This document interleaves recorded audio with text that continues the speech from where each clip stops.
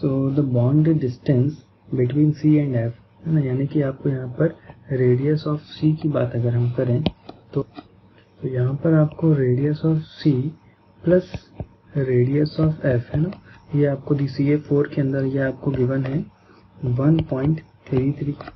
Okay, और अगर आपको radius of silicon plus radius of fluorine की बात करें जो कि आपको गिवन है SiF4 में, ये गिवन है आपको 1.54। ओके, और आपको CS का डिस्टेंस कैलकुलेट करना है, मतलब आपको कैलकुलेट यहाँ पर करना है RC प्लस RSI, है ना, ये आपको कैलकुलेट करना है। तो अगर मैं इन दोनों इक्वेशंस को ऐड अप कर दूं तो मुझे इक्वेशन मिलेगा RC plus RSI plus 2 times RF, और ये वैल्यू आ जाएगी आपकी 2.87। और ये जो डिस्टेंस है ना, ये डिस्टेंस आपको गिवन है, ये गिवन है आपको 1.87। तो मैं यहाँ पे लिख सकता हूँ कि 2 times RF is equals to 2.87, okay, minus 1.87। Okay, so radius of F की अगर बात करें तो रेडियस ऑफ एफ जो हो जाएगा वो क्या हो जाएगा यहाँ पे, ये हो जाएगा आपका, कैलकुलेट करोगे तो ये आएगा 1 डिवाइडेड बाय 2, यानी कि 0.5 एंगस्ट्रॉम।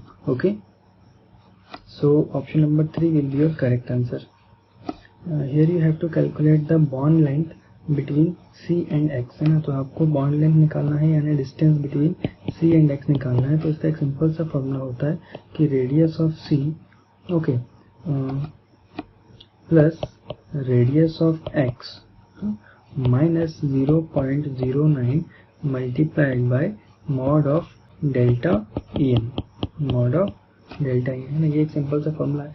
तो रेडियस ऑफ C यानी आपको C का रेडियस है, यानी C और C का जो बॉन्ड लेंथ होगा उसका हाफ, तो इट इज 1.54 का हाफ हो जाएगा, प्लस ये आपको गिवन है 1.2 का हाफ माइनस 0.09, और डेल्टा EN जो है ये आपको गिवन है 3 और 2, यानी ये कितना हो जाएगा 3 माइनस 2। ओके, तो जब आप इसको कैलकुलेट करोगे तो it will comes out 0.77 plus 0.6 minus 0.09, and this comes out to be 1.28 Armstrong. So your correct answer is option number 4. Okay, तो यहाँ पर आपके पास दो एलिमेंट्स हैं A and B, such that आपको A और A की बॉन्ड एनर्जी दी हुई है, B और B की बॉन्ड एनर्जी दी हुई है, और AB की बॉन्ड एनर्जी भी गिवन है ना, that is 81, 64 and 76 kilo calorie पर मोल। इलेक्ट्रोनेगेटिविटी ऑफ B हमें पता है कि 2.4 है, तो अगर हम इलेक्ट्रोनेगेटिविटी ऑफ A निकाल लें तो हमें एक आइडिया लग जाएगा कि वो बाकियों से कम होगी कि ज़्यादा होगी। So electronegativity of B minus electronegativity of A, इसका एक फॉर्मूला होता है 0.208 under the root of bond energy between AB, फिर under the root of bond energy between AA multiplied by bond energy between BB। Okay, तो ये एक इसका formula है। When you put all the values in it you will find out that the electronegativity of A comes out to be 1.99, और 1.99 अगर आप देखोगे तो ये कॉन्फ़िगरेशन यहाँ पे बोरॉन का दिया हुआ है, ये कॉन्फ़िगरेशन यहाँ पे एल्यूमिनियम का दिया हुआ है, ये कॉन्फ़िगरेशन यहाँ पे ऑक्सीजन का है, और ये कॉन्फ़िगरेशन जो है ये क्लोरीन का है। तो सभी 2.4 से कम सिर्फ एक ही आपको नजर आएगा, that is boron. So option number 1 will be your correct answer. So you have to identify the incorrect option, which of the following statement is not true. So first statement says that F atom can hold additional electron more tightly than Cl atom. तो ये statement ही wrong है, क्योंकि F atom का size जो है वो small होता है, तो उसके अंदर जब एडिशनल इलेक्ट्रॉन आता है तो उसमें इलेक्ट्रॉन रिपल्शन जो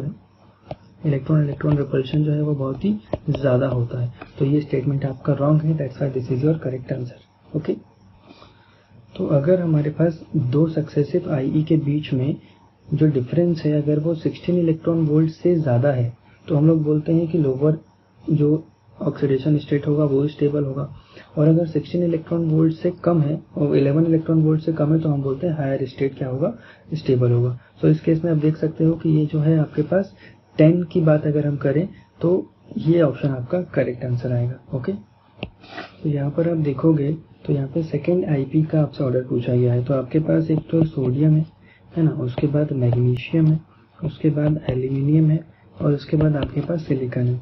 तो सेकंड IP यानी से एक इलेक्ट्रॉन इसमें से निकाला जा चुका है, मतलब एक इलेक्ट्रॉन अगर हम इसमें से निकाल दें तो इनका इलेक्ट्रॉनिक कॉन्फ़िगरेशन जो होगा वो कुछ आउटर मोस्ट में ऐसा दिखाई देगा। ये हो जाएगा 2p6, ये हो जाएगा 3s1, ये हो जाएगा आपके पास 3s2 और ये हो जाएगा 2p1। तो आप यहाँ पर देख सकते हो कि सबसे ज़्यादा हाईएस्ट जो नज़र आ रहा है ना, तो इनर्ट गैस कॉन्फ़िगरेशन सोडियम ने अचीव कर लिया है, तो ये तो हाईएस्ट होगा, है ना। बाकी सब जगह नॉर्मल ट्रेंड फॉलो होगा, तो बाकी सब जगह का ऑर्डर जो आपका है ये कुछ इस तरीके से आपको ऑर्डर देखने को मिल जाएगा, क्योंकि ये भी एक तरीके का फुलफिल्ड कॉन्फ़िगरेशन ही है ना। So option number 2 will be your correct answer. So by looking at the ionization potential, successive ionization potential, you have to identify the electronic configuration।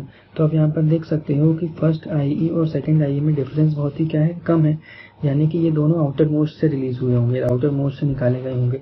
उसके बाद जो है वो काफ़ी डिफरेंस इनमें ज़्यादा है, मतलब वो अंदर की सेल से निकाले जा रहे हैं। तो हमें देखना है कि आउटर मोस्ट में 2 इलेक्ट्रॉन किसके पास हैं। तो आउटर मोस्ट में 2 इलेक्ट्रॉन सिर्फ ऑप्शन नंबर 4 के पास है, तो option number 4 will be your correct answer. So here you have to identify the lowest ionization energy। तो lowest ionization energy उसकी होती है जो एक इलेक्ट्रॉन आसानी से लूज कर दे, और आसानी से इलेक्ट्रॉन वो लूज करेगा जो नोबल गैस कॉन्फ़िगरेशन अचीव कर रहा होगा। तो आप देख सकते हो कि ऑप्शन नंबर 2 जो है वो एक अल्कली मेटल का कॉन्फ़िगरेशन है। So this will be your correct answer. So यहाँ पर अगर आप ध्यान से देखोगे तो आपके पास X, Y और Z ये 3 एलिमेंट्स हैं। ये तीनों एलिमेंट जो इनका एटॉमिक नंबर आपको दिया हुआ है, एक का दिया है 19, एक का दिया है 37 और एक का दिया है 55। तो आप देखोगे तो ये तीनों के एलिमेंट जो इनका आउटर मोस्ट कॉन्फ़िगरेशन जो आएगा वो इसका आएगा 4s1, इसका आएगा 5s1 और इसका आएगा 6s1, यानी कि ये तीनों के तीनों एलिमेंट जो है ये कौन से एलिमेंट्स हैं, ये अल्कली मेटल्स हैं। और अल्कली मेटल में क्या होता है, टॉप टू बॉटम जाने से आयोनाइजेशन एनर्जी डिक्रीज होती है, यानी कि Y की जो आयोनाइजेशन एनर्जी होगी वो X और Z के बीच में कहीं लाई कर रही होगी, है ना। X और Z के बीच में लाई कर रहा होगा। तो हम ये कह सकते हैं कि option number 2 is our correct answer, that is Y would have the ionization potential in between those of X and Z। Okay, so by looking at the first and second ionization energy you have to identify the alkali metal, है ना। तो alkali metal में क्या होता है कि पहला electron तो बहुत कम एनर्जी से निकल जाता है, क्योंकि उसे इनर्ट गैस का कॉन्फ़िगरेशन अचीव करना होता है, लेकिन दूसरा इलेक्ट्रॉन बहुत मुश्किल से निकलेगा।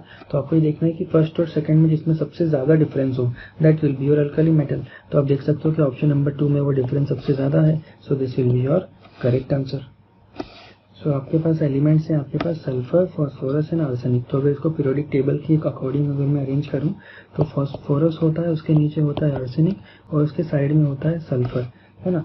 तो यहाँ पर हम कह सकते हैं, तो आप देख सकते हो यहाँ पे कि ये दोनों जो एलिमेंट्स हैं ये दोनों सेम पीरियड में आ रहे हैं, तो इनके ऊपर हम लोग पीरियड का लॉ लगा सकते हैं। और यहाँ पर जो ग्रुप में होगा उसका तो सबसे कम ही होगा, तो सबसे कम आयोनाइजेशन पोटेंशियल या आयोनेशन एनर्जी होगा जो आर्सेनिक का होगा। और सल्फर और फास्फोरस में आप देखोगे तो फास्फोरस जो है वो हाफ फिल्ड कॉन्फ़िगरेशन रखता है और सल्फर जो है वो नॉर्मल कॉन्फ़िगरेशन रखता है, तो उसमें फास्फोरस का क्या होगा, ज़्यादा होगा। तो आपका ऑर्डर क्या आएगा, सबसे ज़्यादा फास्फोरस का, फिर सल्फर का और फिर आर्सेनिक का। आपका ऑर्डर कुछ इस तरीके से नजर आएगा। सो your option number 3 will be your correct answer. तो यहाँ पर आपको सोडियम का आयोनाइजेशन पोटेंशियल दिया हुआ है, दैट इज 5.14। अब आपसे पोटेशियम की बात कर रहा है, तो K जो होता है वो Na के बिलो होता है पीरियोडिक टेबल में, एंड डाउन जाते हैं तो आयोनाइजेशन पोटेंशियल डिक्रीज होता है। तो K का पोटेंशियल सोडियम से कम होना चाहिए, तो 5.14 से कम सिर्फ एक ही वैल्यू दिख रही है, दैट इज 4.34। तो that will be your correct option. Okay, तो यहाँ पर आपके पास एलिमेंट्स हैं कुछ इस तरीके से, आपके पास सिलिकॉन है, आपके पास फॉस्फोरस है, then chlorine and then sulphur. तो अगर आप इसकी कॉन्फ़िगरेशन अगर आप लिखोगे तो इसकी कॉन्फ़िगरेशन हो जाएगी 3s2, ये हो जाएगा 3s3, ये हो जाएगा 3s5 एंड ये हो जाएगा 3s4। तो लेफ्ट टू राइट जाने से आयोनाइजेशन पोटेंशियल जो है वो इंक्रीज होता है। तो हम लोग कहेंगे कि सबसे राइट में जो होगा उसका सबसे ज़्यादा होना चाहिए, तो सबसे ज़्यादा हो जाएगा आपका क्लोरीन का हाईएस्ट, है ना। उसके बाद अगर आप ध्यान से देखोगे तो फास्फोरस जो उसके पहले जो आएगा वो सल्फर होगा, बट सल्फर और फास्फोरस एकदम एडजेसेंट है और फास्फोरस का जो कॉन्फ़िगरेशन है दैट इज हाफ फिल्ड, तो ये आ जाएगा सेकेंड नंबर पे because it is a half filled. ठीक है, उसके बाद नॉर्मल ट्रेंड फॉलो होगा, है ना। यहाँ पर कोई कॉन्फ़िगरेशन नहीं है तो ये नेक्स्ट नंबर पे, और ये भी कोई कॉन्फ़िगरेशन नहीं है तो ये लास्ट नंबर पे। तो अगर आप इस हिसाब से देखोगे तो your correct answer will be option number 3। Okay, तो यहाँ पर आपने पहले यहाँ पर हमने A में से A+ बनाया है और एक इलेक्ट्रॉन रिलीज हुआ है। अब A+ से A2+ बना, एक और इलेक्ट्रॉन रिलीज हुआ है। तो यहाँ पर E1 E2 जो है वो सक्सेसिव आयोनाइजेशन एनर्जीज है और सेम एलिमेंट की सक्सेसिव आयोनाइजेशन एनर्जी हमेशा ग्रेटर होती है। So option 1 will be your correct answer. Okay, तो आपको इलेक्ट्रॉन एफिनिटी के ऑर्डर में इसको अरेंज करना है। तो अगर हम ध्यान से देखें तो हमारे पास कार्बन फैमिली होगी, nitrogen family, oxygen family and then fluorine यानी कि हैलोजेंस होंगे। तो अगर इनकी हम बात करें तो कार्बन जो है ना, नाइट्रोजन जो है यहाँ पे इसका कॉन्फ़िगरेशन, इसकी फैमिली का कॉन्फ़िगरेशन होता है Np3, है ना, इसका कॉन्फ़िगरेशन होता है Np3। बाकी लेफ्ट टू राइट जाने से तो इलेक्ट्रॉन एफिनिटी इंक्रीज ही होती है ना, सबसे ज्यादा किसकी होगी, हैलोजन की होगी। बस यहाँ पर स्विच कहाँ पर आएगा, जब नाइट्रोजन की बात आएगी तब। तो यहाँ पे करेक्ट ऑप्शन की अगर हम बात करें तो सबसे ज्यादा इसका हो जाएगा, उसके बाद इसका हो जाएगा, उसके बाद थर्ड नंबर पे इसका होगा, क्योंकि नाइट्रोजन में इलेक्ट्रॉन ऐड करना हमारे लिए बहुत मुश्किल है, तो उसका सबसे लास्ट में होगा। सो your correct answer will be option number 4। Okay, तो अगर आप किसी न्यूट्रल एलिमेंट में, न्यूट्रल गैसियस आइटम में एक इलेक्ट्रॉन ऐड करते हो तो क्या होता है, तो जनरली उसमें से हीट क्या होती है, एनर्जी जो होती है वो रिलीज होती है, जिसे हम इलेक्ट्रॉन एफिनिटी बोलते हैं। सो option number A is your correct option, है ना। अगर एक इलेक्ट्रॉन ऐड हो जाएगा तो न्यूट्रल से क्या बन जाएगा, वो एनायन बन जाएगा, तो ये भी करेक्ट है ना। प्रोटॉन इलेक्ट्रॉन का रेशो, तो प्रोटॉन बाय इलेक्ट्रॉन की बात कर रहे हैं, तो एक इलेक्ट्रॉन ऐड करा है तो इलेक्ट्रॉन का नंबर बढ़ गया, यानी ओवरऑल रेशो क्या हो जाएगा, डिक्रीज हो जाएगा। तो ये ऑप्शन भी आपका क्या है, करेक्ट है। और फोर्थ ऑप्शन इसी का अपोजिट बोल रहा है, तो ये तो गलत होगा ही होगा अगर 3 करेक्ट है तो। So option number 4 that is ABC is your correct answer. Okay, so आपके पास यहाँ पर एलिमेंट्स हैं, यहाँ पर हाइड्रोजन, लिथियम एंड सोडियम। तो आपको डिक्रीजिंग ऑर्डर ऑफ इलेक्ट्रोनेगेटिविटी बताना है। तो एक ही ग्रुप में टॉप टू बॉटम जाने से इलेक्ट्रोनेगेटिविटी क्या होती है, डिक्रीज होती है। तो डिक्रीजिंग ऑर्डर आपका क्या हो जाएगा, so decreasing order will be option number 3। Okay, so यहाँ पर आपको दिया गया है कि you have P, Q, R and S belong to the same group, same group के एलिमेंट है, मतलब है ना। तो द ऑक्साइड ऑफ P जो है, P का ऑक्साइड जो है वो एसिडिक है ना। Q का और R का ऑक्साइड है वो एम्फोटेरिक है, और S का जो ऑक्साइड है वो बेसिक है। तो आपको बताना है कि इनमें से मोस्ट इलेक्ट्रोपॉजिटिव एलिमेंट कौन सा होगा। तो इलेक्ट्रोपॉजिटिव एलिमेंट जो होते हैं उनके ऑक्साइड जो होते हैं वो बेसिक होते हैं, तो इलेक्ट्रोपॉजिटिव एलिमेंट इनमें से कौन सा होगा, S होगा अकेला, क्योंकि उसका ऑक्साइड बेसिक है। So this will be your correct answer. So which of the following is an amphoteric oxide. तो एम्फोटेरिक ऑक्साइड वो होते हैं जो एसिड बेस दोनों की तरह काम कर सकें, है ना। तो यहाँ पर एल्यूमिनियम जो है इसके ऑक्साइड कैसे होंगे, एम्फोटेरिक होंगे, है ना। जो मेटल बहुत लेफ्ट में भी ना हो और बहुत राइट में भी ना हो, जो एलिमेंट बहुत लेफ्ट में होंगे उनके एकदम बेसिक होते हैं, जो बहुत राइट में एलिमेंट्स हैं उनके एकदम एसिडिक होते हैं। जो element in the middle of the periodic table है हमारे, उनके ऑक्साइड जो है वो एम्फोटेरिक होते हैं। So this will be your correct answer. तो यहाँ पर आपके पास एक M एलिमेंट दिया है जिसका एटॉमिक नंबर है 9 और इसका एटॉमिक मास जो है वो है 19। अब हमसे बोल रहा है कि इसका आयन जो बनेगा वो कैसा होगा। तो आयन बन सकता है इलेक्ट्रॉन गेन करके भी, इलेक्ट्रॉन लूज करके भी, है ना। तो हम यहाँ पर अगर ध्यान से देखें तो इसके एटॉमिक नंबर इसका 9 है, मतलब इसमें प्रोटॉन भी कितने होंगे, 9 होंगे, और इसमें इलेक्ट्रॉन भी कितने होंगे, 9 होंगे। तो 9 इलेक्ट्रॉन के लिए अगर मैं कॉन्फ़िगरेशन लिखता हूँ तो that will B 1s2 2s2 2p5। तो अगर ये एक इलेक्ट्रॉन गेन कर लेगा तो ये इनर्ट गैस कॉन्फ़िगरेशन अचीव कर लेगा, तो ये स्टेबिलिटी की तरफ जाएगा एक इलेक्ट्रॉन गेन करके। और जब गेन करते हैं तो कौन सा क्या आता है, नेगेटिव चार्ज आता है, तो ये एक ही इलेक्ट्रॉन गेन करेगा अपना आयन बनाने में। सो option number 3 will be your correct answer.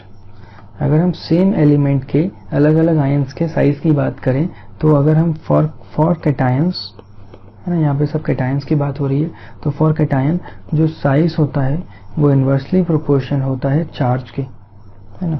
तो यहाँ पर आप देख सकते हो कि option number 2 will be your correct answer. So here you have to identify the correct order of first ionisation energy. तो आपके पास एलिमेंट कौन कौन से हैं, आपके पास Mg है, आपके पास Al है, आपके पास P है और आपके पास S है।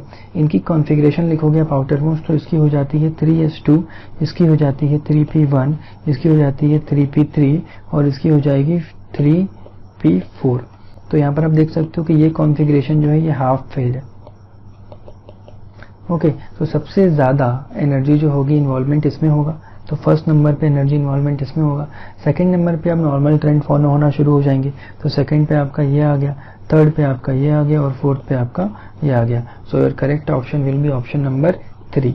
ओके, सो आपको यहाँ पे बेसिक ऑक्साइड बताना है।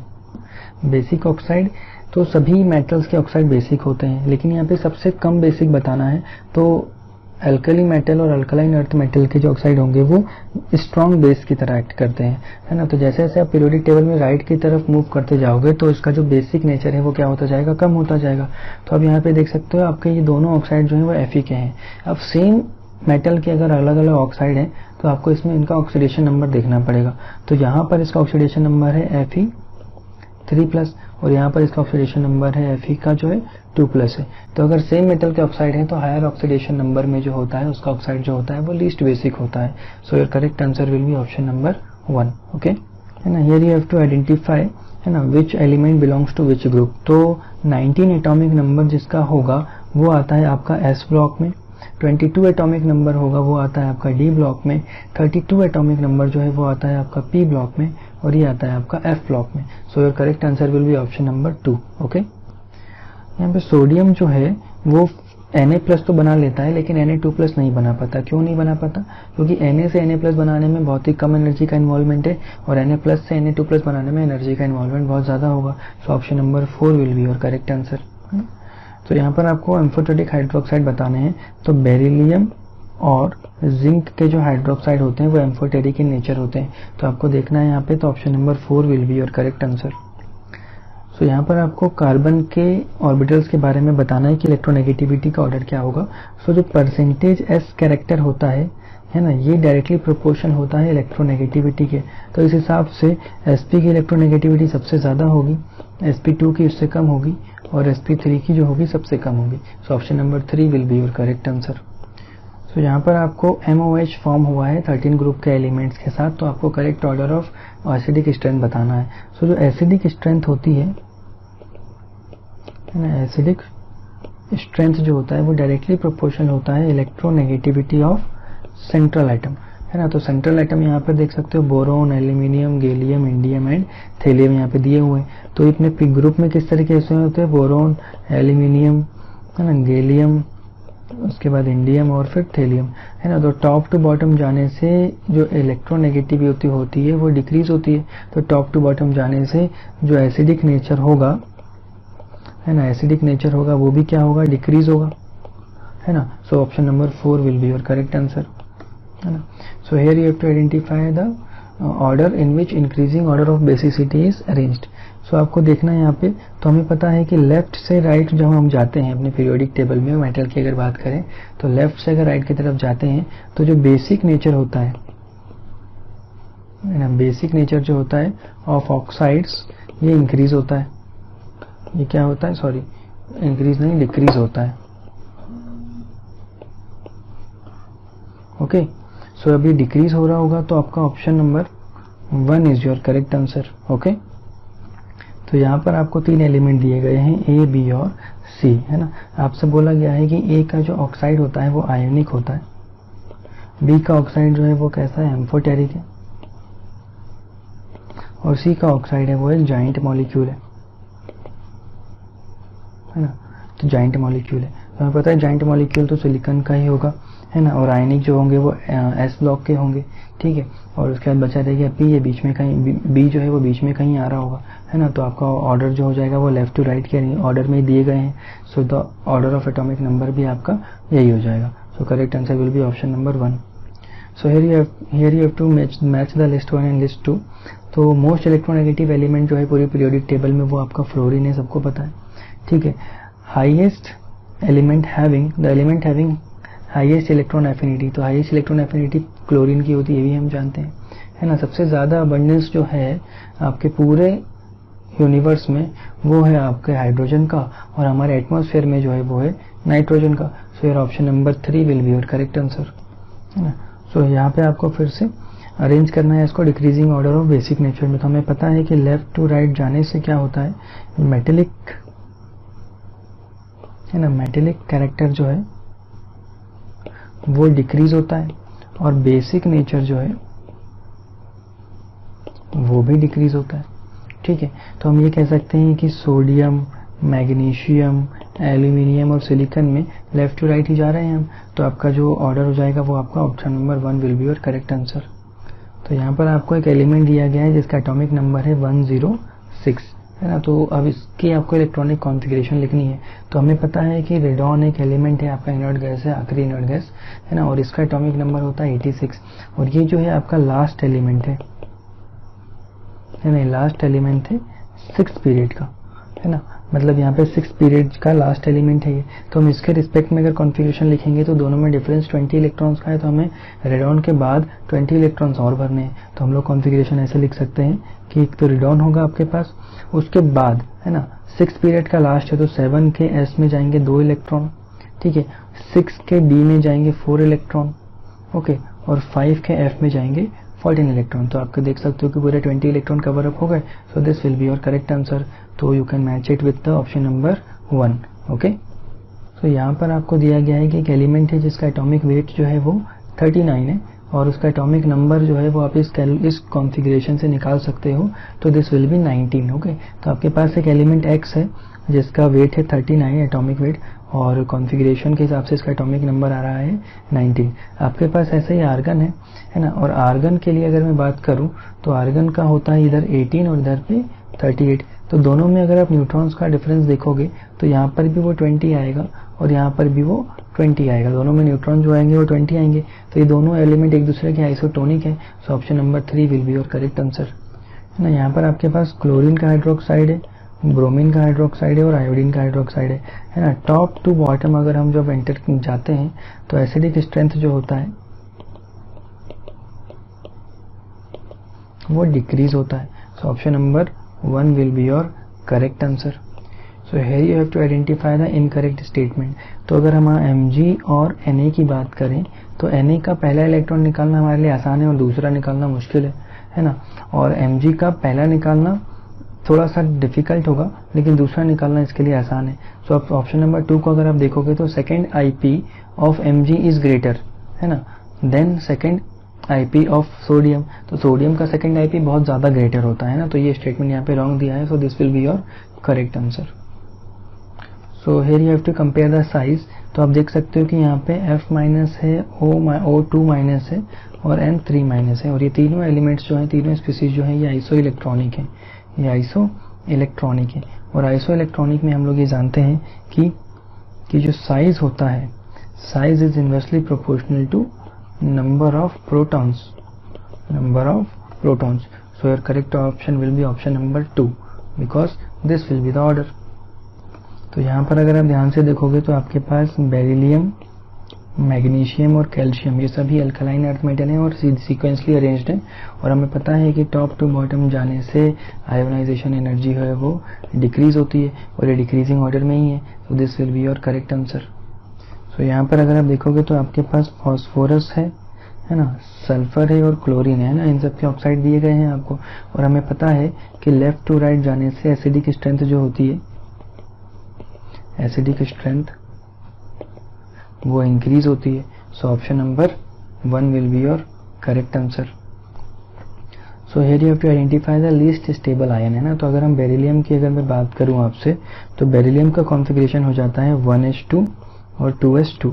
अब इसमें एक इलेक्ट्रॉन ऐड करके अगर मैंने Be- बनाया तो क्या होगा इसका configuration 1s2, 2s2 and 2p1। मतलब इसमें एक इलेक्ट्रॉन ऐड करने के लिए आपको एक एक्स्ट्रा सबशेल ऐड करना पड़ेगा, और एक्स्ट्रा सबशेल ऐड करने से इसकी अनस्टेबिलिटी बहुत ज्यादा बढ़ जाएगी।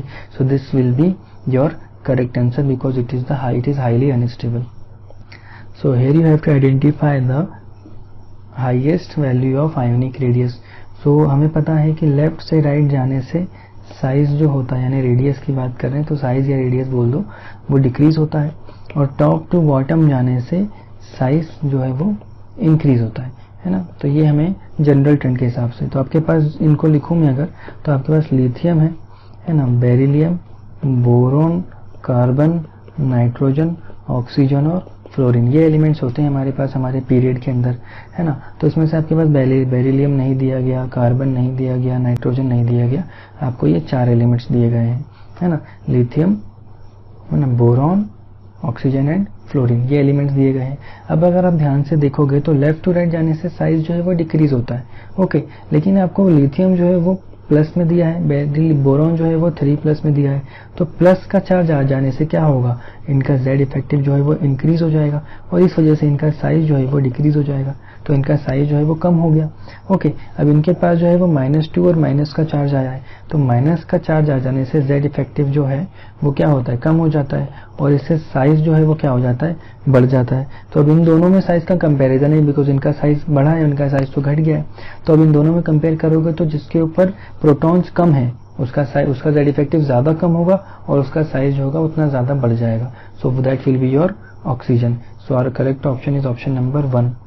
तो यहाँ पर अगर आप देखोगे तो आपके पास Al, Si, phosphorus and sulphur, इन सब के ऑक्साइड दिए गए हैं और हमें पता है कि लेफ्ट टू राइट जाने से जो एसिडिक स्ट्रेंथ होती है ना, एसिडिक स्ट्रेंथ जो होती है वो इंक्रीज होती है, किसकी, ऑक्साइड्स की इंक्रीज होती है। तो आप देख सकते हो कि ये जो इंक्रीजिंग ऑर्डर में जो अगर आप इसके ऑक्साइड लिखोगे तो that will be your option number 1, okay. So यहाँ पर आपको बताना है कि जो भी आपको ऑर्डर दिया गया है उसके बगल में प्रॉपर्टी जो लिखी है उसको जस्टिफाई कर भी रहा है कि नहीं कर रहा है।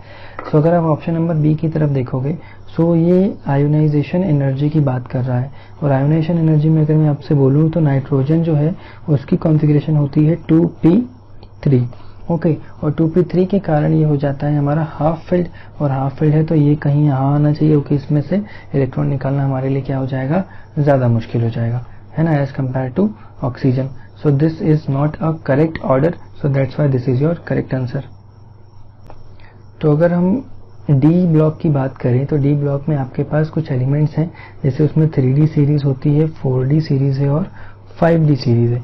तो 3D सीरीज और 4D सीरीज में 4D सीरीज का साइज जो है वो ज्यादा होता है, लेकिन इसका साइज जो है वो लगभग इक्वल आता है because of the lanthanoid contraction, okay. So अगर मैं आपसे ये कहूँ कि अब ये जो है आपके पास ऑप्शन नंबर 3 की अगर आप तरफ देखो तो जर्कोनियम जो है वो आपका 4D का एलिमेंट है और हॉफनियम आपका 5D का एलिमेंट है, तो इनका साइज जो है वो लगभग सेम होगा, तो हाँ बिल्कुल सेम होगा। So this will be your correct answer, okay.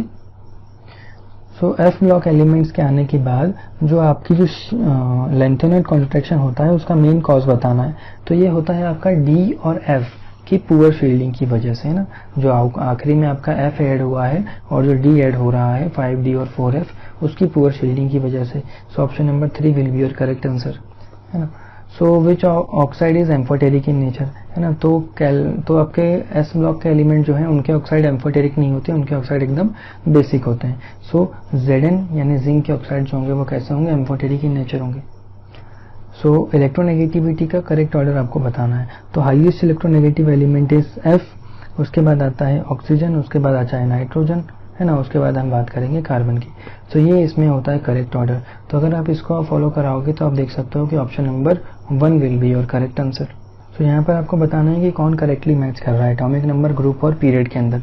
तो एटॉमिक नंबर अगर आप 46 रखते हो तो ग्रुप तो 10 इसका सही है, लेकिन ये होता है हमारे 5th पीरियड में, तो ये आपका गलत मैच दिया हुआ है। 58 के बाद अगर करें तो ये 3rd ग्रुप में ही होगा और 6th पीरियड में होगा, ये करेक्ट है आपका, है ना। 56 जो होगा वो 2nd में होगा और 6th में होगा, ये भी करेक्ट है आपका।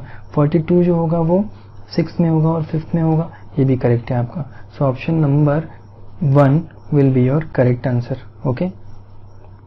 सो अगर आप ये पीरियोडिक टेबल का जो छोटा सा आपको यहाँ पे पार्ट दिया हुआ है, इसको अगर आप ध्यान से देखोगे तो आप देख सकते हो कि आपके पास 39 एटॉमिक नंबर है, उसके नीचे जो होगा वो होगा 57, है ना, उसके नीचे जो आएगा वो हो जाएगा 57 और उसके नीचे जो बी दिया है ये हो जाएगा आपका 89, ओके। अब 57 के बाद आपके लेंथेनॉइड्स आ जाते हैं, तो जो उसके बाद लेंथेनॉइड जब खत्म होंगे तो डी जो है ये हो जाएगा 72 और ये जो ए है ये हो जाएगा 56 और 56 और लेंथेनॉइड जो हैं वो डी पे आ रहे हैं, है ना, मतलब 57 के बाद आ रहे हैं, तो 57 के पहले जो है वो आपका एस ब्लॉक होना चाहिए। तो इतनी इन्फॉर्मेशन आप इस टेबल को देख के निकाल सकते हो। सो अगर आप ध्यान से देखोगे so atomic number of B जो है वो कितना हो जाएगा 103, ये गलत दिया हुआ है यहाँ पे, ओके। सो बी का एटॉमिक नंबर हम निकालेंगे तो वो आएगा 89, ओके। हम लोग मैजिक नंबर से निकालते हैं। सो ये आपका गलत ऑप्शन है, that's why this is your correct answer because you had to identify the incorrect option between the 4, okay. सो यहाँ पर आपके पास 3 एलिमेंट्स दिए गए हैं A, B और C, जिसमें आपसे बोला गया है कि इन तीनों का एटॉमिक नंबर है Z1, Z2, Z3। ठीक है, अब Z3 माइनस Z1 आपको 2 दिया हुआ है यहाँ पे, और Z1 plus Z3 divided by 2 जो है ये आपको Z2 के बराबर दिया हुआ है ना। ये दोनों डेटा यहाँ पे बहुत इंपॉर्टेंट है। ओके, तो अगर आपको यहाँ पे बोल दिया जाए कि जो C एटम है उसका इलेक्ट्रॉनिक कॉन्फ़िगरेशन ये है, सो आप इससे ही आइडेंटिफाई कर सकते हो कि इसका जो Z3 है, Z3 जो होगा वो 22 के बराबर होगा। इसका इलेक्ट्रॉन देख के आप बता सकते हो कि इसमें 22 इलेक्ट्रॉन है, तो एटॉमिक नंबर इसका 22 होगा। तो हम ये कह सकते हैं कि Z2 माइनस Z1 अगर हमारे पास 2 दिया गया है, तो अब यहाँ पर आप ध्यान से देखोगे तो Z3 माइनस Z1 आपको 2 दिया गया है और Z3 की वैल्यू है 22, तो Z1 आपका यहाँ से आ जाएगा 20। ओके, सो ये डेटा हमें ध्यान में रखना है। दूसरी चीज आप यहाँ पर देख सकते हो कि Z1 plus Z3 divided by 2 है ना, तो Z1 की वैल्यू है हमारे पास 20 और Z3 की वैल्यू है 22, तो ये हो जाएगा आपके पास 42 डिवाइडेड बाय 2 दैट इज 21। तो आपके पास Z2 की वैल्यू आ जाएगी 21 है ना। तो आपको यहाँ पे 3 चीजें मिल गई हैं, जैसे कि आपको Z3 मिल गया है, Z1 मिल गया है और Z2 भी मिल गया है। अब आपको आइडेंटिफाई करना है इनके बारे में। सो अगर आप ध्यान से देखो तो A है आपके पास, B है और C है। A का एटॉमिक नंबर जो है वो दिया हुआ है आपको 20, इसका निकाल लिया आपने 21 और इसका निकाल लिया आपने 22। अब इन तीनों के अंदर इलेक्ट्रॉन भी इतने होंगे जितने प्रोटॉन से, जितना एटॉमिक नंबर है। अब आप देखोगे तो A पे जो है वो 2 प्लस का चार्ज हो गया, B पे जो है वो 3 प्लस का चार्ज हो गया और C पर जो है वो 4 प्लस का चार्ज हो गया। मतलब इनमें इनके इलेक्ट्रॉन सब क्या हो जाएंगे, सेम हो जाएंगे, मतलब they are isoelectronic now. And for isoelectronic species जो साइज होता है ये इन्वर्सली प्रोपोर्शनल होता है Z इफेक्टिव के, है ना। सो योर करेक्ट ऑप्शन जो हो जाएगा, करेक्ट ऑर्डर जो हो जाएगा वो इस तरीके से बनेगा। ओके, सो साइज का ऑर्डर आपका ये हो जाएगा। सो option number 3 will be your correct answer, है ना। यहाँ पर आप देख सकते हो पोटेशियम में से जब एक इलेक्ट्रॉन जाएगा तो एनर्जी A इन्वॉल्व हो रही है और जब एक और जा रहा है तो B इन्वॉल्व हो रही है। सो यहाँ पर A जो होगा और B जो होगा इसमें जो रिलेशन होगा वो ये हो जाएगा, क्योंकि B में बहुत ज़्यादा एनर्जी लगेगी ना, B जो होगी बहुत ज़्यादा एनर्जी होगी, क्योंकि दूसरा इलेक्ट्रॉन निकालना मुश्किल है क्योंकि इसकी वैलेंसी 1 ही होती है। अब कैल्शियम की बात करें तो कैल्शियम में से पहला निकलेगा तो C होगा, है ना, C होगा, और दूसरा निकलेगा तो D होगा। क्योंकि इसकी वैलेंसी 2 होती है तो इसमें ज़्यादा डिफरेंस नहीं आएगा, यानी कि सबसे ज़्यादा यहाँ पे B होना चाहिए, है ना, सबसे ज़्यादा यहाँ पे B होना चाहिए, लेकिन यहाँ पे ये B को D से कम बता रहा है। सो ये आपका ऑर्डर जो है वो इनकरेक्ट हो जाएगा। सो this will be your correct option. Okay, तो अगर हम इलेक्ट्रॉन एफिनिटी की बात करें तो फ्लोरीन से जब हम क्लोरीन की तरफ जाते हैं तो इलेक्ट्रॉन एफिनिटी जो होती है वो इंक्रीज होती है। ओके, इंक्रीज होती है। क्लोरीन से जब आप ब्रोमीन की तरफ जाओगे तो इलेक्ट्रोनेगेटिविटी डिक्रीज होगी। ब्रोमीन से जब आप आयोडीन की तरफ जाओगे तो ये इलेक्ट्रोनेगेटिविटी डिक्रीज होगी, और यहाँ पर जब आप जाओगे वापस से तो फिर से इंक्रीज होगी। So option number 3 will be your correct answer. So यहाँ पर आपको मैग्नेटिक मोमेंट निकालना है, तो मैग्नेटिक मोमेंट निकालने के लिए हमें नंबर ऑफ अनपेयर्ड इलेक्ट्रॉन पता होने चाहिए, और अगर नंबर ऑफ अनपेयर्ड इलेक्ट्रॉन अगर हम निकाल पाए इलेक्ट्रॉनिक कॉन्फ़िगरेशन से तो सिंपली आप ये फॉर्मूला अप्लाई कर दोगे, है ना, जैसे कि n इंटू n प्लस 2, जहाँ पर n जो है वो नंबर ऑफ अनपेयर्ड इलेक्ट्रॉन है। सो आप इजीली आइडेंटिफाई कर सकते हो कि option number 4 is your correct answer. So आपको थर्ड आयोनाइजेशन एंथैल्पी सबसे ज्यादा किसकी होगी ये बताना है ना। तो अगर आप ध्यान से देखोगे तो Mn की अगर मैं बात करूं तो इसका कॉन्फ़िगरेशन हो जाता है 4s2 एंड 3d5। तो 4s2 में आ रहा है इसका कॉन्फ़िगरेशन, तो हम ये कह सकते हैं कि 2 इलेक्ट्रॉन तो यहाँ पर आसानी से निकल जाएंगे, लेकिन तीसरा इलेक्ट्रॉन जो D में से निकलना है उसके लिए पूरा सबशेल चेंज हो रहा है ना, पूरा शेल चेंज हो रहा है, तो यहाँ पर एनर्जी का इन्वॉल्वमेंट बहुत ज्यादा होगा। तो थर्ड आई यहाँ पे सबसे ज्यादा होने वाली है। So this will be your correct answer. तो पूरी पीरियोडिक टेबल का अगर मैं इलेक्ट्रोनेगेटिविटी का ऑर्डर लिखता हूँ तो सबसे ज़्यादा इलेक्ट्रोनेगेटिविटी होती है फ्लोरीन की, उससे कम होती है ऑक्सीजन की, फिर होती है नाइट्रोजन की। मतलब पूरे पीरियोडिक टेबल में नाइट्रोजन की इलेक्ट्रोनेगेटिविटी सिर्फ 2 लोगों से ही कम होती है ना, ये ऑर्डर होता है, और वो दोनों के दोनों यहाँ पर एग्जिस्ट करते हैं, यानी आपका आंसर हो जाएगा इस पूरे क्वेश्चन का option. So you can write it as 2 will be your answer. So हमें यहाँ पे बताना है कि कितने एलिमेंट्स की आयोनाइजेशन एनर्जी ऑक्सीजन से ज़्यादा है। सो लेफ्ट टू राइट जाने से IE बढ़ती है, तो ऑक्सीजन के जो भी राइट में होगा उसकी तो ज़्यादा होगी ही, है ना। तो ऑक्सीजन के राइट में आपके यहाँ पर आता है, एक तो फ्लोरीन आता है और एक नियॉन आता है, तो ये 2 तो हो गए आंसर। बाकी जो नाइट्रोजन है इसका कॉन्फ़िगरेशन होता है 2p3, जो कि हाफ फिल्ड है, और हाफ फिल्ड होने की वजह से इसका भी ऑक्सीजन से ज़्यादा होता है। सो करेक्ट आंसर हो जाएगा आपका 3 एलिमेंट ऐसे हैं। So 3 will be your correct answer. Okay, so यहाँ पर आपको मेटल्स आइडेंटिफाई करने हैं। तो S ब्लॉक के सभी एलिमेंट तो मेटल होते ही हैं, तो ये तीनों तो क्या हो गए भाई, S ब्लॉक के एलिमेंट हो गए, तो ये तीनों तो मेटल हैं, है ना। उसके बाद एल्यूमिनियम भी एक मेटल होता है ना, एल्यूमिनियम भी क्या होता है, एक मेटल होता है। बाकी सभी यहाँ पे क्या है, नॉन मेटल्स हैं। तो आपका आंसर हो जाएगा इसका 4। ओके, तो यहाँ पर आपको आइडेंटिफाई करना है कि ट्रांस यूरेनिक एलिमेंट्स कौन से हैं, यानी कि यूरेनियम जिसका एटॉमिक नंबर होता है 92, इससे ज़्यादा एटॉमिक नंबर और किस किस का है। तो आप देख सकते हो कि यहाँ पे इसका एटॉमिक नंबर होता है 98, इसका एटॉमिक नंबर होता है 99, इसका एटॉमिक नंबर होता है 100, इसका एटॉमिक नंबर होता है 64, इसका एटॉमिक नंबर होता है 65, ये होता है 58 और ये होता है 59। तो आप देख सकते हो कि 92 से ज़्यादा सिर्फ इन तीनों का ही है। सो 3 हो जाएगा इसका आंसर हो जाएगा इसका 3। Okay, so here you have to identify the number of transition element. तो आप देख सकते हो कि मॉलिब्डेनम, रुथेनियम और Fe ये तीनों ट्रांजिशन एलिमेंट है ना। जिंक जो है ये डी ब्लॉक एलिमेंट है, लेकिन ट्रांजिशन एलिमेंट नहीं है। ट्रांजिशन एलिमेंट्स वो डी ब्लॉक एलिमेंट्स होते हैं जिनका डी में कोई ना कोई या फिर इनका पूरा फुलफिल्ड नहीं है, उन्हें हम लोग क्या बोलते हैं, ट्रांजिशन एलिमेंट। सो आपका आंसर हो जाएगा यहाँ पे 3। ओके, तो यहाँ पर आपसे पूछा जा रहा है कि up to argon find the number of element which have lower IE1 as compare to helium.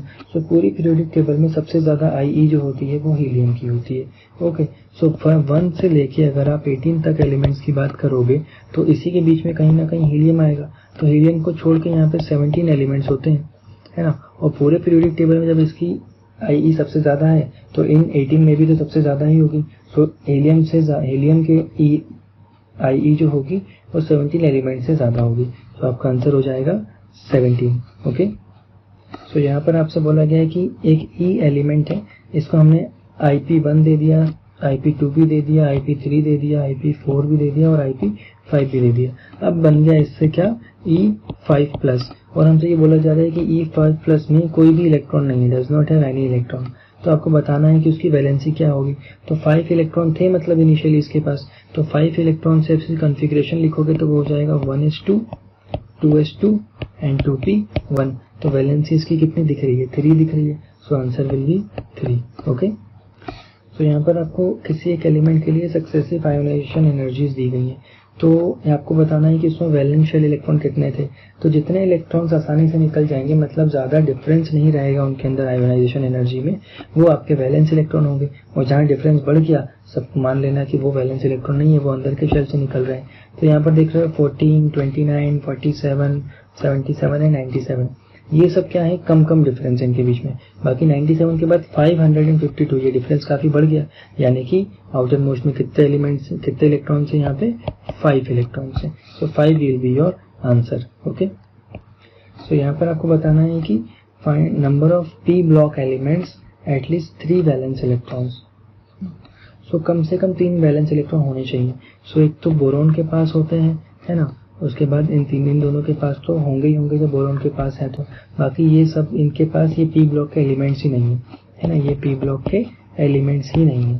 सो इनके पास तो होंगे ही नहीं। तो अब आपका आंसर हो जाएगा यहाँ पे 3। ओके, सो आपको यहाँ पे बताना है कि इनमें से कितने ऑक्साइड हैं जो SO3 से ज़्यादा एसिडिक हैं। सो लेफ्ट टू राइट जाने से एसिडिक नेचर ऑक्साइड का बढ़ता है। तो S के राइट में कौन है, क्लोरीन अकेला ही आ रहा है। सो सिर्फ क्लोरीन ही होगा जो उससे ज़्यादा एसिडिक होगा। So 1 will be your answer. Okay, so according to the periodic law of element, the variation of period of element, properties of element is related to. तो आपको देखना है कि इसमें प्रॉपर्टी का जो रिलेशन है वो किस तरीके से रिलेट करता है पीरियोडिक लॉ के according. So modern periodic table में वो रिलेट करता है एटॉमिक नंबर के साथ। So option 2 will be your correct answer. Okay, so आपको बताना है यहाँ पे कि reduction in atomic size with increase in atomic number. तो एटॉमिक नंबर बढ़ने के साथ साथ साइज में रिडक्शन तो हर पीरियड की एक प्रॉपर्टी होती है, लेकिन एफ ब्लॉक में ये बहुत ही क्लोजली ऑब्जर्व किया जाता है। So option 2 will be your correct answer. Okay, so यहाँ पर आप देख सकते हो कि आइसो इलेक्ट्रॉनिक स्पीशीज आपको बताना है। सो ऑप्शन नंबर 1 में आप देखोगे तो तीनों एलिमेंट्स के पास जो है 10 इलेक्ट्रॉन्स हैं। So this will be your correct answer. Okay, so here you have to identify the highest second ionization potential. So अगर मैं क्रोमियम की बात करता हूँ तो क्रोमियम का कॉन्फ़िगरेशन हो जाता है यहाँ पे 4s1 and 3d5। तो पहला इलेक्ट्रॉन तो यहाँ से आसानी से निकल जाएगा 4s में से, लेकिन दूसरा इलेक्ट्रॉन निकालने के लिए बहुत मेहनत लगेगी, क्योंकि वो अगले सबशेल नहीं अगले सेल से निकलने वाला है ना। तो सेकेंड IE जो होगा वो क्रोमियम का सबसे ज़्यादा होगा। So this will be your correct answer. Okay, enthalpy of the element will be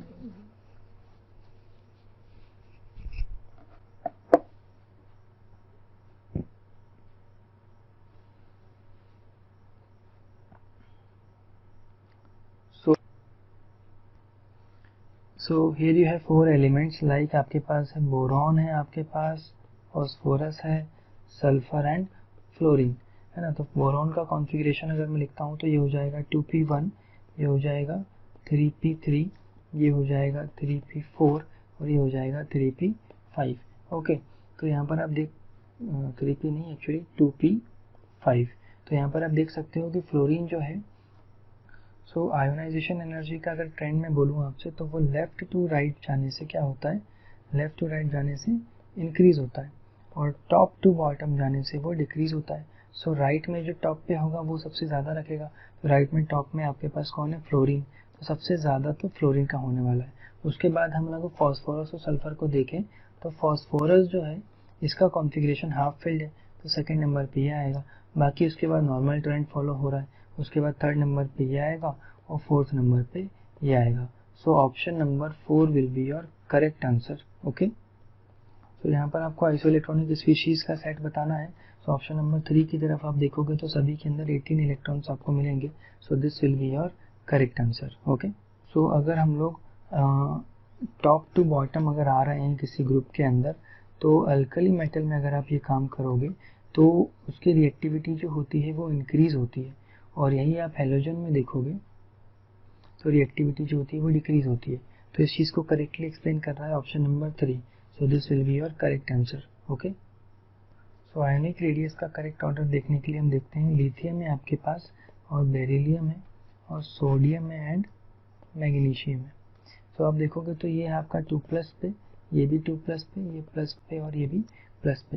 तो कैटायंस के लिए जो साइज का ऑर्डर होता है वो कुछ इस तरीके से होता है कि जितना ज़्यादा चार्ज होगा उतना Z इफेक्टिव बढ़ जाएगा, साइज उतना घट जाएगा।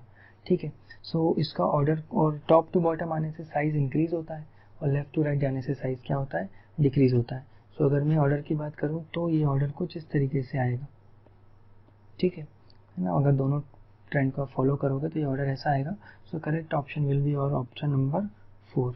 Okay, so here you have iso electronic species का आपके पास सेट दिया गया है। सो अगर आप ध्यान से देखोगे तो फॉर आइसो इलेक्ट्रॉनिक स्पीशीज ना, फॉर आइसो इलेक्ट्रॉनिक स्पीशीज जो साइज होता है बेटा वो होता है inversely proportional to number of protons, number of protons.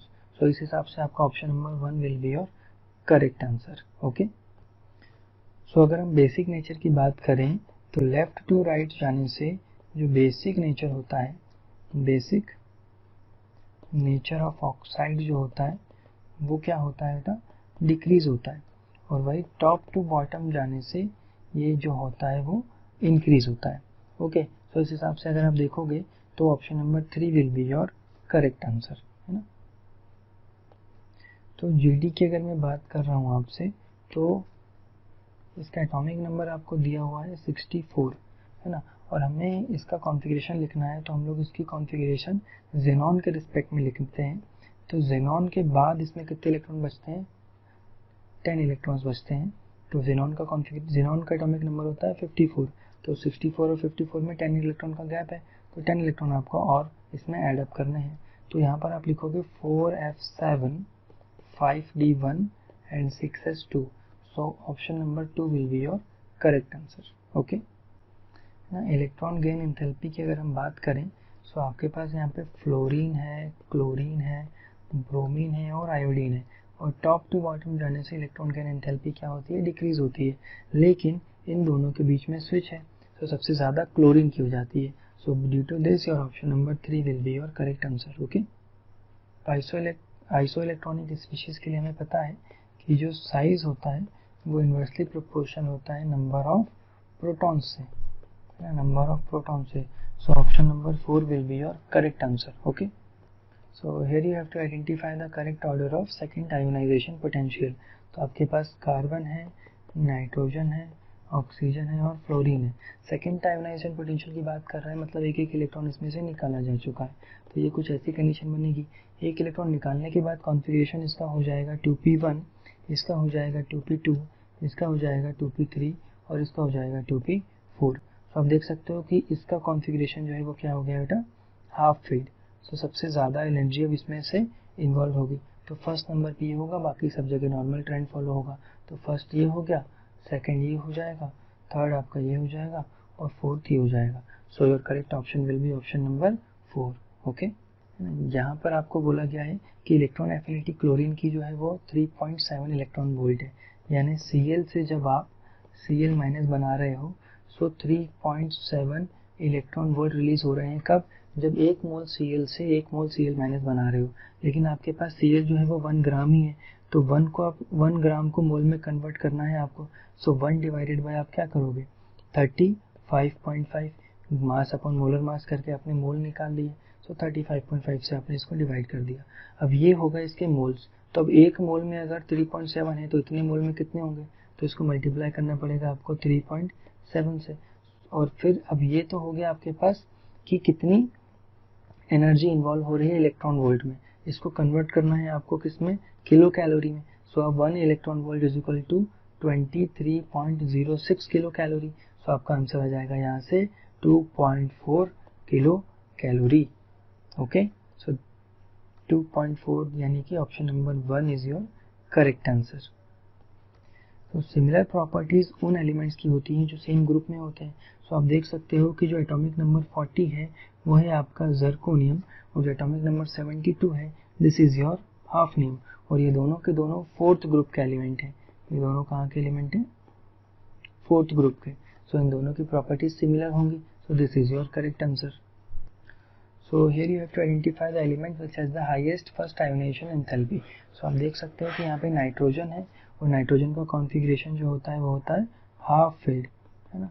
So that's why this will have the highest first ionization enthalpy. So this is your correct answer. So here you have, यहाँ पर आपके पास calcium है ना, और उसके बाद आपके पास barium है जो कैल्शियम के ही फैमिली में आता है नीचे. तो मैं उसको इस तरीके से लिख देता हूँ. फिर आपके पास सल्फर है और उसी की फैमिली में आता है आपके पास कौन, सेलेनियम. तो वो भी मैं इसके नीचे लिख देता हूँ. और आपके पास आखिर में क्या है, आर्गन है ना. सो यहाँ पर आपको विच बताना है कि which of the following represents the correct order of increasing first ionization enthalpy. तो हमें पता है कि लेफ्ट टू राइट जाने से आयोनाइजेशन एंथैल्पी इंक्रीज होती है और टॉप टू बॉटम में क्या होती है, डिक्रीज होती है. तो सबसे ज़्यादा जो हो जाएगी वो तो इसकी हो जाएगी फर्स्ट नंबर पे. सेकेंड नंबर पे टॉप टू बॉटम में डिक्रीज हो रही है, तो सेकेंड नंबर पे हो जाएगा आपका ये, थर्ड नंबर पे हो जाएगा आपका ये. ओके. फोर्थ नंबर पे फिर आपका हो जाएगा कैल्शियम, और फिफ्थ नंबर पे आपका हो जाएगा बेरियम. तो आपका करेक्ट ऑर्डर कुछ इस तरीके का आएगा, है ना. सो ये आपका करेक्ट ऑर्डर होगा. So option number 3 will be your correct answer. Okay. So यहाँ पर आपको दिया गया है कि अगर हम Na से अगर आप Na प्लस बना रहे हो तो यहाँ पे 5.1 इलेक्ट्रॉन वोल्ट एनर्जी जो है वो इन्वॉल्व हो रही है, यानी कि एब्जॉर्ब हो रही है, और इसको हम लोग बोलते हैं आई. तो अगर आप Na प्लस से अगर आप Na बनाओ, है ना, तो इतनी एनर्जी ही क्या होगी, रिलीज होगी, है ना. इतनी एनर्जी रिलीज होगी, उसे माइनस में लिख रहे हैं, उसे हम लोग बोल देते हैं डेल्टा एच ई जी, यानी इलेक्ट्रॉन गेन एंथैल्पी, है ना. So your option number 2 will be your correct answer. So यहाँ पर आपके पास N3 minus O2 minus and F minus, ये 3 स्पीशीज आपको दिए गए हैं, जो तीनों के तीनों जो हैं वो आइसो इलेक्ट्रॉनिक है ना। ये सब आइसो इलेक्ट्रॉनिक स्पीशीज आपको यहाँ पे गिवन है। तो हम जानते हैं कि आइसो इलेक्ट्रॉनिक में जो साइज का ऑर्डर होता है ना, जो साइज होता है वो इन्वर्सली प्रोपोर्शनल होता है नंबर ऑफ प्रोटॉन से, है ना। तो इसमें साइज का जो ऑर्डर बनेगा वो कुछ इस तरीके से बन जाएगा। ये साइज का ऑर्डर है, मतलब सबसे बड़ी वैल्यू सबसे पहले होगी, सबसे छोटी वैल्यू सबसे बाद में होगी। तो इसके अकॉर्डिंग आप option number 1 is your correct match. Okay, so यहाँ पर आप देख सकते हो कि ZnO जो है वो किसकी तरह एक्ट कर रहा है, आपको ये बताना है। तो Na2O जो होता है बेटा, Na2O एक मेटल का ऑक्साइड है, तो ये बेसिक नेचर का होगा। और CO2 जो है ये एक नॉन मेटल का ऑक्साइड है, तो ये एसिडिक नेचर का होगा। ठीक है, तो फर्स्ट रिएक्शन में बेस के साथ वो रिएक्ट कर रहा है, यानी वो एसिडिक बिहेवियर शो कर रहा होगा, और सेकंड में वो एसिड के साथ रिएक्ट कर रहा है तो वो बेसिक बिहेवियर शो कर रहा होगा। So option number 4 is your correct answer, कि वो एसिड और बेस दोनों की तरह काम कर रहा है। Okay, so here you have to identify the set of isoelectronic species. So by looking at option number 1, you can easily say that each element has a 10 electron in itself. Okay, so this will be your correct answer. Here you have to identify the correct set of atomic radius. So आपके पास carbon होगा एक element, है ना। Carbon के नीचे आपके पास silicon होता है, और सिलिकॉन के लेफ्ट साइड पे आपके पास होता है एल्यूमिनियम। तो मैं एल्यूमिनियम लिख रहा हूँ यहाँ पे। यहाँ कहीं आपके पास होगा सीजियम। ओके, और एल्यूमिनियम के पीरियड में थोड़ा आगे चल के होता है सल्फर। ओके, तो हमें पता है कि एटॉमिक रेडियस जो है वो लेफ्ट टू राइट जो होती है वो डिक्रीज होती है, और टॉप टू बॉटम इंक्रीज होती है। ओके, तो सबसे ज़्यादा होगी जो सबसे नीचे है, तो फर्स्ट नंबर पे आपका जो आंसर ऑप्शन आएगा दिस इज योर हाईएस्ट, है ना। उसके बाद सेकंड नंबर पे ये हो जाएगा, उसके बाद थर्ड नंबर पे ये हो जाएगा, और उसके बाद फोर्थ नंबर पे ये हो जाएगा। So your correct option will be option number 4। Okay, so अगर हम पॉलिंग स्केल से अगर इलेक्ट्रोनेगेटिविटी कैलकुलेट करेंगे, सो एल्यूमिनियम की इलेक्ट्रोनेगेटिविटी जो है वो हमारे बेरिलियम के लगभग सिमिलर आती है ना। So this will be your correct answer according to Pauling scale. So hydrolysis किसका नहीं हो सकता, आपको यहाँ पर ये बताना है। तो हाइड्रोलिसिस उनका नहीं होता जो कि नॉन पोलर होते हैं, है ना। तो CCl4 is non polar, so it can not hydrolyse. Okay, so यहाँ पर आपको 71 एटॉमिक नंबर वाला एक एलिमेंट दिया है, और पूछा जा रहा है कि 71st जो इलेक्ट्रॉन होगा, यानी कि जो लास्ट इलेक्ट्रॉन होगा वो कहाँ एंटर करेगा। तो 71 जो एटॉमिक नंबर होता है बेटा, वो होता है ल्यूटेशियम का, lutetium present in the F block, है ना। तो अगर ये F ब्लॉक का एलिमेंट है तो उसका आखिरी एलिमेंट भी F ऑर्बिटल में ही आ रहा होगा। So option number 1 is your correct answer. So electronegativity generally left to right जाने से इंक्रीज ही होती है। सो यहाँ पर आपको करेक्ट ऑप्शन बताना है, तो गैलियम और जर्मेनियम लेफ्ट टू राइट में ही अरेंज किए गए हैं। So this will be your correct answer. Okay, so here you have to identify the lanthanide which can show colour. तो कलर वो लोग शो कर सकते हैं जिनके पास अनपेयर्ड इलेक्ट्रॉन हो। सो अब इलेक्ट्रॉनिक कॉन्फ़िगरेशन को आप देखोगे तो you can identify that this has a unpaired electron. This in चारों में से अकेले ऑप्शन 1 के पास ही अनपेयर्ड इलेक्ट्रॉन है। So this will be your correct answer. जब हम टॉप टू बॉटम मूव करते हैं हमारे पीरियड के अंदर, टॉप टू बॉटम, तो हाइड्रेशन जो होता है, हाइड्रेशन डिक्रीज होता है, हाइड्रेशन डिक्रीजेस, और उस वजह से हाइड्रेशन एंथैल्पी जो होती है वो भी डिक्रीज ही हो रही होती है ना। So option number 1 is your correct answer. Okay, you have atomic number 1, 1 and 9। तो 1 को हम लोग बोलते हैं अन, फिर 1 को बोलेंगे अन, और 9 को बोलते हैं इन। ठीक है, 9 को बोलते हैं इन, और आगे हम ऐड कर देते हैं एम। सो आपका आंसर हो जाएगा क्या, you you E. Okay, so option 4 is your correct answer. So here you have to identify the set of isoelectronic ions. So by looking at option number 4, you can easily identify that they all have 10 electrons each. So this will be your correct answer. So 3D series आपके पास है, 4D series और 5D series। तो इनमें atomic radius का जो order है वो 4D series का ग्रेटर होता है 3D सीरीज से, लेकिन 4D और 5 का जो ऑर्डर है वो लगभग बराबर होता है। सो हम कह सकते हैं कि मोलिब्डेनम जो है वो 4D का है, और टंगस्टन जो है वो 5D का है। तो इनका साइज जो होगा वो लगभग क्या होगा, बराबर होगा। So this will be your correct answer. So Ag का एटॉमिक रेडियस किसके सिमिलर होने वाला है, तो Ag जो है ये आपका 4D सीरीज का है और Au जो है आपका ये 5D सीरीज का है और ये दोनों सेम ग्रुप में आते हैं, तो इनका साइज जो होगा वो लगभग क्या होगा, बराबर होगा। So this is your correct answer. So यहाँ पर आपके पास फ्लोरीन है, क्लोरीन है, bromine and iodine, you have all the halogens. और हैलोजेंस के अंदर इलेक्ट्रॉन गेन एंथैल्पी का जो ऑर्डर होता है वो फ्लोरीन का क्लोरीन से कम होता है और क्लोरीन का जो है वो फ्लोरीन से ज़्यादा होता है। बाकी टॉप टू बॉटम आने से क्या होना चाहिए, डिक्रीज होना चाहिए, तो डिक्रीज ही होता है। ओके, सो नेगेटिव मतलब क्या है कि रिलीज हो रहा है, तो क्लोरीन में ज़्यादा रिलीज होता है और फ्लोरीन में कम रिलीज होता है। Okay, so by looking at this you can easily identify that option number 1 is your correct answer.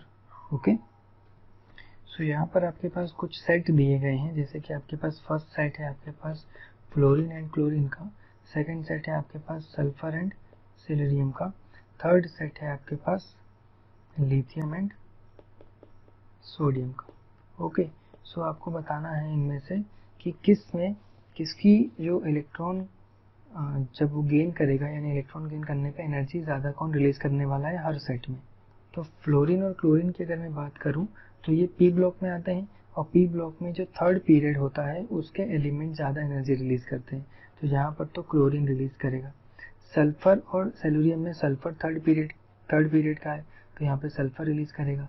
और ये एस ब्लॉक में जब आप जाओगे तो सेकेंड पीरियड वाले ही ज़्यादा रिलीज करते हैं, सो ये लिथियम ज़्यादा रिलीज करेगा। सो आपका करेक्ट आंसर हो जाएगा ऑप्शन नंबर 3।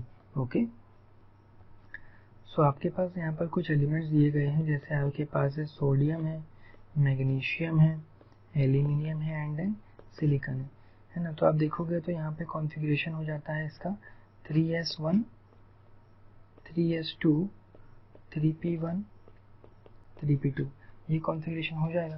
तो एक तरीके से देखा जाए तो मैग्नीशियम का कॉन्फ़िगरेशन s के रिस्पेक्ट में फुलफिल्ड है ना। तो यहाँ पर अगर आप आयोनाइजेशन एनर्जी का ट्रेंड देखोगे तो सबसे ऑर्डर तो होगा वो क्या होगा, लेफ्ट टू राइट क्या होना चाहिए था, लेफ्ट टू राइट इंक्रीज होना चाहिए था, लेकिन रिलेटिवली क्या होता है कि मैग्नीशियम का रिलेटिवली थोड़ा सा ज़्यादा हो जाता है अपने आजू बाजू वालों से। सो इसके रिस्पेक्ट में आप देखोगे तो option number 1 is your correct answer. Okay, so आपको यहाँ बताना है कि थर्ड आयोनाइजेशन एंथैल्पी मिनिमम किसकी होगी, है ना, यानी सो जब आप यहाँ पर Fe का कॉन्फ़िगरेशन अगर आप देखो तो Fe का कॉन्फ़िगरेशन हम लिख सकते हैं Ar, यानी आर्गन 18 इलेक्ट्रॉन यहाँ चले गए, उसके बाद 4s2 3d6, तो पहले 2 इलेक्ट्रॉन तो यहाँ से निकल जाएंगे, है ना। तो फर्स्ट आई सेकंड आई तो 4s से निकालने में लग गई। अब 3s से अगर एक इलेक्ट्रॉन निकल जाए तो 3d से अगर एक इलेक्ट्रॉन निकल जाए तो 3d जो है वो हाफ फील्ड हो जाएगा और हाफ फील्ड जो है वो रिलेटिवली स्टेबल होते हैं, सो ये थर्ड इलेक्ट्रॉन आसानी से रिलीज करने देगा। सो this is your correct answer. Okay, so here you have to identify the increasing order of atomic radius। so आपके पास कार्बन होता है, फिर नाइट्रोजन होता है, फिर ऑक्सीजन होता है ना, फिर फ्लोरीन है और फ्लोरीन के नीचे आता है आपके पास क्लोरीन और फिर ब्रोमीन।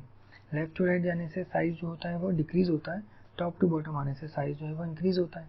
तो सबसे ज़्यादा साइज जो होगा आपका, है ना, सबसे ज़्यादा साइज की अगर मैं बात करूँ तो जो सबसे नीचे है उसी का होगा, तो सबसे ज़्यादा साइज आपका ब्रोमीन का हो जाएगा, उसके बाद क्लोरीन का हो जाएगा क्योंकि ये दोनों नीचे हैं। उसके बाद आप देखोगे तो लेफ्ट टू राइट ये सारे सेम पीरियड में आ रहे हैं, तो लेफ्ट टू राइट वाला रूल लगेगा इनके ऊपर। फिर थर्ड नंबर पे कार्बन, फोर्थ नंबर पे ऑक्सीजन और फिफ्थ नंबर पे फ्लोरीन। तो इसके हिसाब से आपका ऑप्शन नंबर 4 जो है वो करेक्ट हो जाएगा। सो यहाँ पर आपसे कह रहा है कि आपके पास बोरॉन है और बेरिलियम है। ओके, सो ये हमसे कह रहा है कि boron has the smaller first ionization enthalpy. ठीक है, बोरॉन का कॉन्फ़िगरेशन होता है आउटर मोस्ट में 2p1, इसका होता है 2s2। तो 2p1 जो है वो एक इलेक्ट्रॉन अगर लूज कर दे तो वो आसानी से क्या बन सकता है, 2s2 बन सकता है, जो कि फुलफिल्ड और स्टेबल कॉन्फ़िगरेशन है ना। तो ये इसकी जो फर्स्ट आई होती है वो कम होती है ना, तो इसके आपको रीजंस चेक करने हैं। So it is easier to remove the 2p electron than 2s electron. हाँ, ईजियर है ना। 2p electron in B is more shielded from the nucleus by the inner core of electrons than the 2s electron of Be। हाँ सही है, जो 2p के अंदर जो इलेक्ट्रॉन होंगे वो क्या होंगे, ज़्यादा शील्डेड होंगे then the 2s electrons. 2s electron जो होते हैं उनकी पेनिट्रेशन पावर मोर होती है क्या? हाँ, s की पेनिट्रेशन पावर जो होती है वो ज़्यादा होती है as compare to p electrons. तो ये भी आपका करेक्ट ऑप्शन है ना। Atomic radius of b is more, है ना, b की एटॉमिक रेडियस ज़्यादा है क्या? नहीं, क्यों? क्योंकि b जो है पीरियोडिक टेबल में राइट में होता है और राइट वाले की एटॉमिक रेडियस क्या होती है, कम होती है। So this is not a correct. So option number 1 that is first, second and third is your correct option. Okay, so here you have to identify the acidic, basic and amphoteric oxide respectively. तो जो metal के oxides होंगे ना, जो alkali, जो आपके S block के metals हैं, उनके ऑक्साइड हमेशा कैसे होते हैं, बेसिक होते हैं। जो नॉन मेटल के ऑक्साइड होंगे वो एसिडिक होते हैं, और जो मिडिल आइटम्स के ऐसे ऑक्साइड होते हैं वो जनरली एम्फोटेरिक होते हैं। तो आप देख सकते हो कि ऑप्शन नंबर 4 जो है वो करेक्ट मैच है। N2O3 जो होगा वो एसिडिक हो जाएगा, LiO2 जो है वो बेसिक हो जाएगा, और Al2O3 जो है वो एम्फोटेरिक हो जाएगा। तो this is your correct answer. So अगर मैं यहाँ पे EU की कॉन्फ़िगरेशन लिखता हूँ तो इसका एटॉमिक नंबर है 63। तो 63 एटॉमिक नंबर में कॉन्फ़िगरेशन आएगी इसकी ज़ीनॉन, और ज़ीनॉन के बाद आप लिखोगे यहाँ पे 4f7 और 6s2।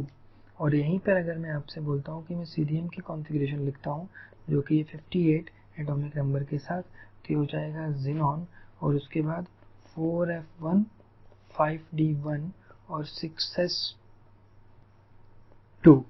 okay, so by looking at this, option number 2 is your correct answer. Okay.